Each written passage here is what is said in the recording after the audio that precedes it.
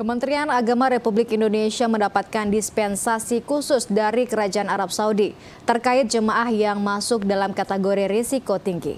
Pemerintah Arab Saudi memberikan izin khusus tanazul untuk sekitar 3.500 jemaah Indonesia yang masuk kategori lansia, disabilitas, memiliki penyakit berat, atau kelelahan fisik. Pemerintah Indonesia melalui Kementerian Agama telah melakukan lobi intensif dengan otoritas haji Arab Saudi terkait jemaah haji berisiko tinggi. Pemerintah Arab Saudi memberikan izin khusus tanazul untuk sekitar 3.500 jemaah Indonesia yang masuk kategori lansia, disabilitas, memiliki penyakit berat, atau kelelahan fisik. Pernyataan itu disampaikan Menteri Agama selaku Amirul Hajj Nasaruddin Umar di Mekah, Arab Saudi. Dari hasil evaluasi lapangan, tidak semua jemaah merasa perlu dipercepat kepulangannya. Setelah pendataan dan pemeriksaan dokter, sekitar 1.000 jemaah ditetapkan mendapat perhatian khusus, termasuk 500 diantaranya yang sakit dalam kondisi berat.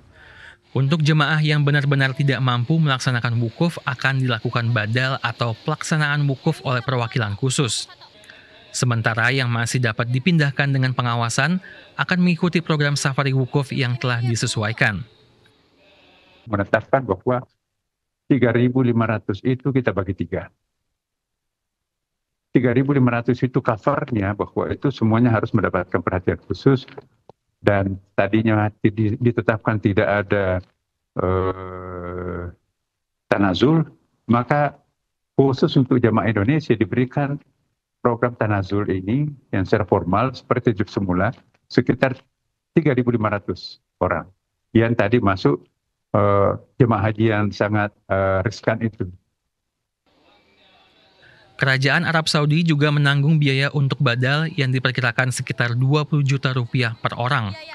Hal ini menunjukkan perhatian besar kepada jemaah haji Indonesia yang merupakan terbesar di dunia. Labbaik Allahumma labbaik, labbaik la syarika lak labbaik, innal hamda wan ni'mata lak wal mulk la syarika lak.